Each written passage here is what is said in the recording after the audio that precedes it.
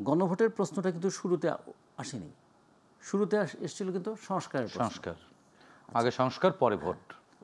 সংস্কারের প্রশ্ন আসার পরে আমরা সেই 13-14 সালের নির্বাচনের পরে সিপিবি এবং বাসদ মিলে আমরা বললাম যে নির্বাচন ব্যবস্থাকে যদি একটু সংস্কার করতে হয় তাহলে একটু পিআর পদ্ধতির মতো একটা পদ্ধতি আমাদের এখানে ভাবা যায় কিনা। কারণ আমরা নেপালে একটা পিআরের কিছুটা মিক্সড পদ্ধতি আছে, শ্রীলঙ্কায় কিছুটা আছে, তাহলে এগুলোকে আমরা একটু ফলো করতে পারি কি না, এগুলো নিয়ে কিন্তু আমাদের একটা প্রস্তাবনা দিয়েছিলাম। তো সেটা নিয়ে আমরা সেই আলোচনাটা করতে থাকবো এবং আমরা জনগণকে উদ্বুদ্ধ করতে থাকবো।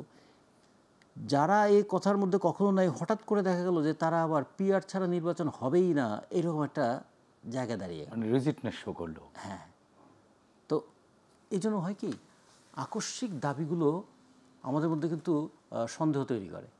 আকস্মিক জেদটা কখনো কখনো কিন্তু মনে করে যে ডাল মে কুচ কালা হয়, এইরকম একটা ভাবনা তৈরি করে। সেগুলো দেখছে মানুষ। এখন সনদ কি সংবিধানের উপরে ঠাঁই পাবে? আবার তারা তো এমন রিজিটনেস দেখিয়েছে, রতন ভাই বলছে প্রয়োজন বোধে আঙ্গুল বাঁকা করবেন। ঘি আমার চাই। আচ্ছা, ঘি চাই, যদিও পরে তিনি কিছুটা সংশোধনী দিয়েছেন, কিন্তু ঘিটা খেতেই হবে কেন? সবাইকে বঞ্চিত করে ঘি খেতে চাই? এগুলো অনেক প্রশ্ন তৈরি হয়ে যাবে। তার মানে কি ক্ষমতা এমন একটা উদগ্র মোহ তৈরি করেছে তাদের মধ্যে যে বাই এনি মিনস আমরা পাওয়ারে বসতে চাই, আমরা পাওয়ার চাই মানে অন্যকে পাওয়ারলেস করতে চাই, আমরা পাওয়ার চাই মানে একটা আমরা আনফ্যাটার্ড রাইট সেটা এনজয় করতে চাই, এবং আমরা পাওয়ার চাই, দুর্নীতি করার পাওয়ার চাই। এগুলো কি? যদি এরকম হতো যে জনগণকে ভালোবাসতে চাই, তাহলে তো পাওয়ার করার দরকার নেই। জনগণকে ভালোবাসতে চাইলে তো জনগণের পাশেই দাঁড়ানো দরকার। এখন প্রশ্ন উঠেছিল কীরকম, যে দিল্লি না ঢাকা স্লোগানে মুখরিত হয়েছিল। তো দিল্লির সঙ্গে অসম চুক্তিগুলো একটাও তো এ পর্যন্ত প্রকাশ হয়নি। অথবা আমাদের গণঅভ্যুত্থানের চেতনার মধ্যে কি ছিল যে আমাদের চট্টগ্রাম বন্দরের ব্যবস্থাপনা পরিচালনা আমরা আমেরিকার কাছে দেব, এই জন্য অভ্যুত্থান করলাম? সেটা ডিসেম্বরের মধ্যে তো করছে, সেই ক্ষেত্রে তো কোনো আটকাচ্ছে না। এই ক্ষেত্রে সময়, এই ক্ষেত্রে বিবেচনা কোনো কিছুই কাজ করছে না। প্রত্যেকটা দলের একটা রাজনৈতিক আদর্শ থাকে, রাজনৈতিক লক্ষ্য থাকে, এটা প্রকাশ করে বলাটাই হচ্ছে রাজনৈতিক সততার ব্যাপার। যারা এটাকে ডিসগাইজ করে তারা শুধু জনগণকে ঠকায় না, নিজেদের কর্মীদেরকেও তারা কখনো কখনো প্রতারিত করে। 1942 সালে জামাত ইসলাম প্রতিষ্ঠিত হওয়ার পর তারা পাকিস্তান আন্দোলনের কিন্তু সমর্থক ছিল না। তা বলছে মুসলমানদের আলাদা কোনো দেশ হতে পারে না। সেই জামাত ইসলামী আবার পাকিস্তান হওয়ার পর প্রবল পাকিস্তানের সমর্থক হয়ে গেল, এবং তারা নানাভাবে পাকিস্তানের শুধু সমর্থন করেছে তাই নয়।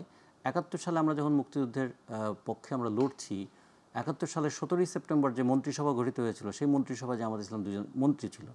ওরা অনেকে বলেন আমরা কোনো ক্ষমতায় ছিলাম না। 71 সালে জনগণ লড়ছে, রক্তের বন্যায় ভেসে যাচ্ছে দেশ, সেই সময় পাকিস্তানি মন্ত্রিসভায় জামাতিরা। এবং তখন তারা কি বলেছিল, পাকিস্তান আল্লাহর ঘর, পাকিস্তান না টিকলে ইসলাম টিকবে না। তারপরে তো বাংলাদেশ হলো, ইসলাম কি বাংলাদেশ থেকে হারিয়ে গেল? তো তখন ধর্মের কত বড় একটা আবেগকে তারা সেই দিন ব্যবহার করেছিল।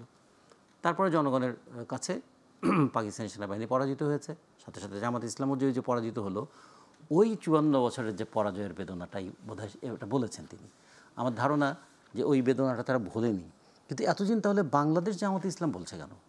তারা তো বাংলাদেশকে আবার স্বীকার করেছে, আবার বাংলাদেশ জামাত ইসলাম বলছে। এই জন্য আমি বললাম যে একটা রাজনৈতিক দল তো আদর্শ থাকতে পারে। জামাত ইসলামের লক্ষ লক্ষ নেতাকর্মী আছে, তারা তো ইসলামের সুমহান আদর্শ প্রতিষ্ঠা করবেন, এই জন্যই ওই দলের সঙ্গে আছে।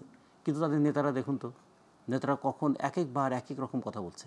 2 দিন আগে বললেন যে তারা ক্ষমতায় গেলে মেয়েদেরকে 5 ঘন্টা কাজ করাবেন। যখন কেউ প্রশ্ন করলো, আচ্ছা একই কারখানায় মানে পুরুষরা 8 ঘন্টা কাজ করে যদি 100 টাকা পায়, মেয়েরাও কি 5 ঘন্টা কাজ করে 100 টাকা পাবে? তাহলে কোনো কারখানায় কি আর মেয়েদেরকে নেবে? বরঞ্চ এই কথা বলে আপনারা মেয়েদেরকে কর্মক্ষেত্র থেকে দূরে সরিয়ে দেওয়ার একটা নতুন ষড়যন্ত্র করলেন কি? তখন আবার বলছে না আমরা এইভাবে বলি না, আমরা ওইভাবে বলেছি। এইভাবে এবং ওইভাবে এটাই কিন্তু চলছে তাদের।